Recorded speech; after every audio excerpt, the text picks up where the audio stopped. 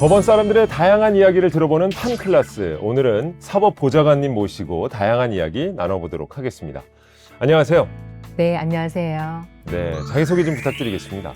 저는 서울중앙지방법원에서 사법보좌관으로 근무하고 있는 박미정입니다. 저는 대학을 졸업한 1996년 법원 서기보 공채 23기로 입사를 해서 올해로 법원 경력만 30년째입니다. 사법보좌관으로 임용이 된 지는 이제 4년 차 됐고요. 나름 업무 성숙기에 접어들었습니다. 근데 이 영상을 보시는 분들 중에는 사법보좌관에 대한 업무를 좀 생소하게 여기시는 분들 계실 것 같은데 네.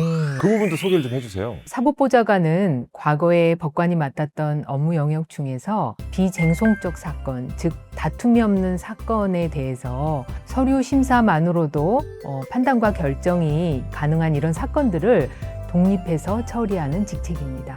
예를 들어서 민사소송에서 지급명령이나 이행공고 결정, 또 재판 비용을 정해주는 소송비용액 확정 결정 같은 업무를 하고 있고요. 그리고 부동산 경매라든가 채권을 압류해서 배당을 해주는 채권 배당 절차, 압류 및 추심명령 같은 집행사건들을 주로 담당하고 있습니다. 이외에도 미성년 자녀가 없는 부부의 협의이혼이나 상속포기, 한정승인 같은 가사사건도 다루고 있고요. 앞으로도 업무 영역이 계속 확장되어지는 추세입니다. 그렇군요. 근데 저 한 가지 궁금한 점이 생겼는데요. 앞서서 이제 본인 소개를 좀 해주실 때 네. 법원 공무원 경력은 30년이다 예. 말씀해 주셨는데 예. 사법보좌관은 이제 4년 차라고 하셨습니다. 예. 그렇다면 중간에 직무 전환이 이루어진 건가요? 전환은 아니고요. 저희 직무의 그 연장이라고 보시면 되는데요.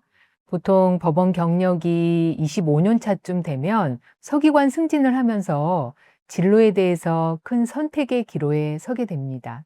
사법행정을 총괄하는 관리직으로 갈 것인지 아니면 사법보좌관의 길을 걸을 것인가를 두고 저희가 이제 선택을 하게 되는데요. 관리직보다는 사법보좌관으로서 더 깊이 있는 전문성을 쌓아가고 국민께 실질적인 도움을 드리고 싶어서 이 길을 선택하게 되었습니다. 그렇다면 지원을 하면 사법보좌관이 될 수 있다는 말씀이신가요? 그건 아니고 또 그건 아니에요.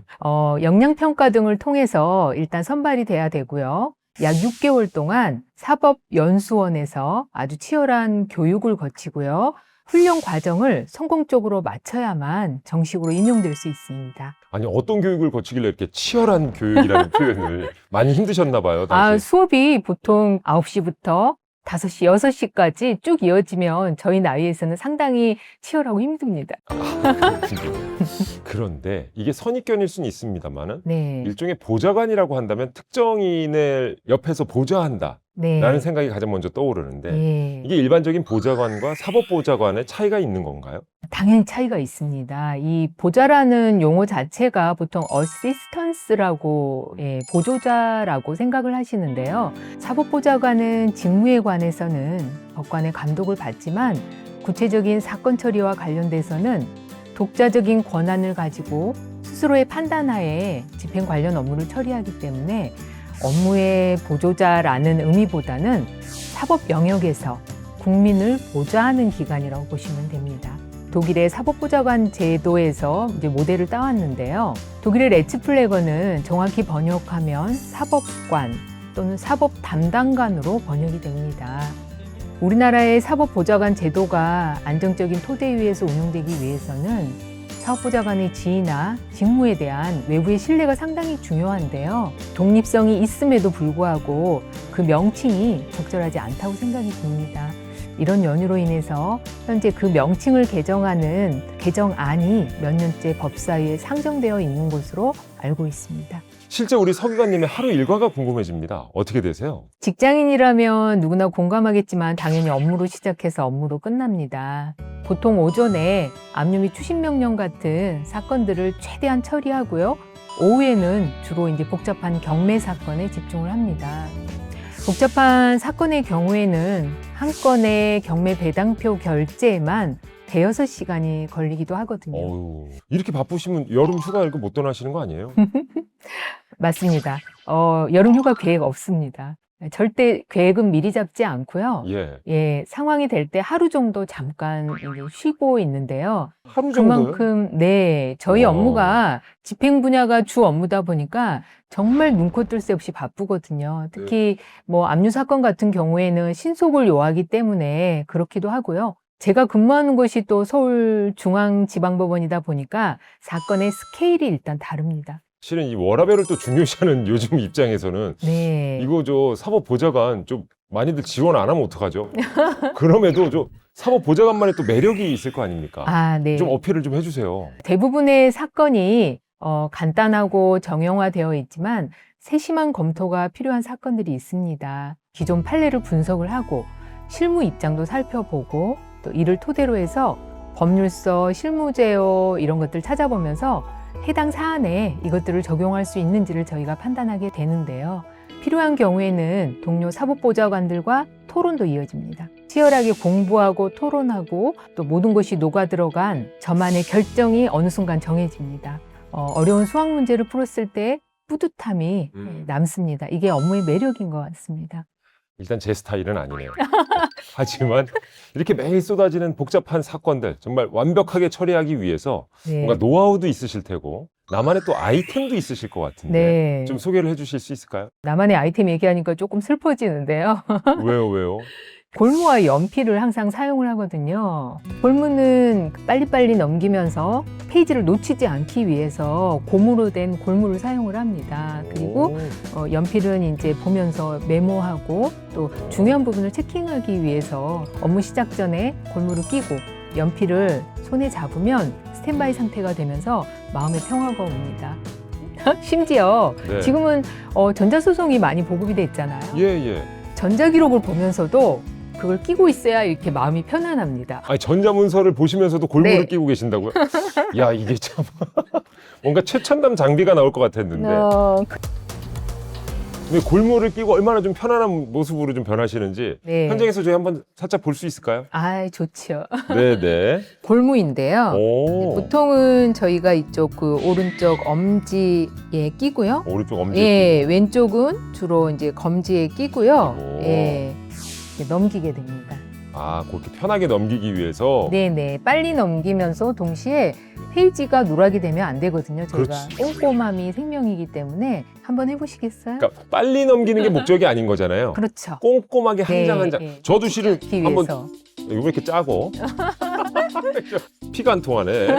예. 이게 침 안 발라도 되는 거잖아요. 그럼요, 침 대신입니다. 그죠?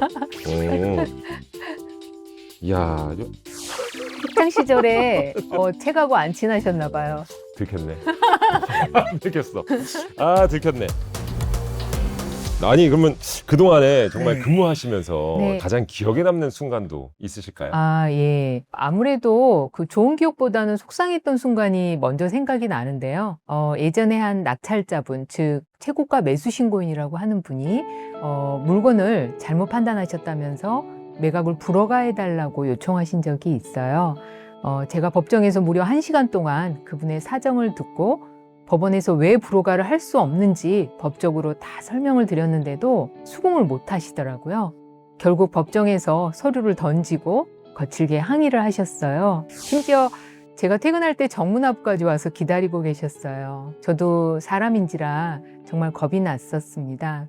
그렇지만 법이 정한 원칙에 따라서 소신 있게 내린 저의 결정이었기에 끝까지 중심을 잡으려고 노력을 했었습니다. 아, 근데 우리 서기관님만의 그럼 이런 좀 어려운 일을 닥쳤을 때 극복하거나 혹은 스트레스를 해소하거나 하는 노하우가 있으실까요? 그럼요. 30년 경력인데요. 네.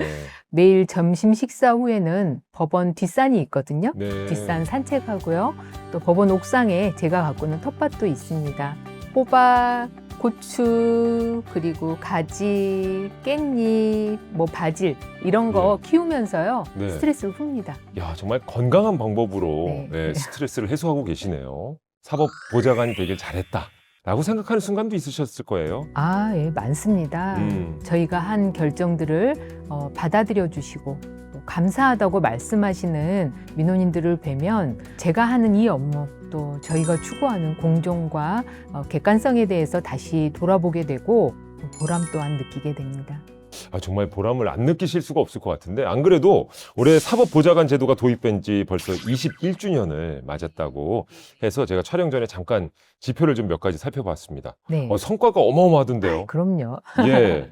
2025년 기준으로 독촉이나 상속 포기 같은 사건 처리가 이전보다 최대 4.9배나 신속해졌고요. 경매 개시 결정에 대한 불복률도 무려 55%나 떨어졌다고 합니다. 네. 그러니까 한마디로 국민 사법 서비스 만족도를 굉장히 높여주는 1등 공신이다. 이런 성과가 나타난 원동력은 어디에 있다고 보십니까? 사법보좌관 제도는 그 법원의 선택과 집중이 만들어낸 당연한 결과라고 봅니다. 법관들이 복잡한 재판에만 전념할 수 있도록 저희 법원 경력 25년 이상의 최고 베테랑 법원 공무원들을 비쟁송적 업무에 투입을 한 겁니다. 그런 전문가들이 신속하게 결정을 내려드리니까 국민의 만족도가 높은 건 어쩌면 당연한 성과가 아닐까요? 근데 이제 사법보좌관 제도의 위상이 국내에서는 이렇게 튼튼하게 잘 다져지고 있는데, 네. 와, 국제 교류도 굉장히 활발하게 진행이 되고 있다고요? EUR이라고 유럽 사법보좌관 연맹이라는 단체가 있습니다. 현재 독일, 오스트리아, 프랑스, 이탈리아 등 18개국이 회원국인데요. 준회원국으로서 아시아 쪽에 한국과 일본이 있습니다. 저 또한 작년에 오스트리아 빈에서 열린 연맹 회의에 다녀올 기회를 얻었었는데 사법보좌관의 직무에 대해서 자긍심을 느끼는 그런 계기가 되었습니다. 끝으로 말이죠. 이 사법보좌관으로서 업무를 하실 때 가장 중요하게 생각하시는 가치가 있으실까요? 이거는 업무에 대한 가치일 수도 있는데요. 삶에 대한 태도라고 저는 생각합니다. 무엇보다 인간에 대한 사랑과 연민이 저는 필수라고 생각을 하는데요. 법원의 업무는 또 공정해야 되기 때문에 일의 감정을 이입을 하면 안 된다고들 하잖아요. 하지만 결국 이게 다 사람의 일이거든요. 저에게는 매일 처리하는 수많은 일 중에 하나일 뿐이지만 민원인에게는 전 재산이 걸린 인생 최대의 위기일 수도 있잖아요. 그래서 저희가 기록 검토를 할 때 또는 재판에 들어갈 때 이 사랑과 연민의 감정을 항상 그 기저에 두고 나면 어떤 문제의 상황에서도 최선의 결정이 이루어질 수 있다고 저는 믿습니다. 아니, 오늘 서기관님의 이야기를 쭉 듣다 보니까 이 사법보좌관이라는 직책이야말로 국민을 보좌하는 마음으로 네. 이렇게 열심히 좀 업무에 최선을 다하고 계시구나 라는 생각이 들었습니다. 감사합니다. 오늘 정말 귀한 시간 내서 이렇게 생생한 이야기 전해주셔서 다시 한번 감사합니다. 네, 감사합니다. 네. 이어서 만나볼 시간은요, 스토리텔링을 통해 판례를 더욱더 심도 있게 들여다보는 판 리플레이입니다. 오늘은 이서윤 판사와 함께 만나보시겠습니다.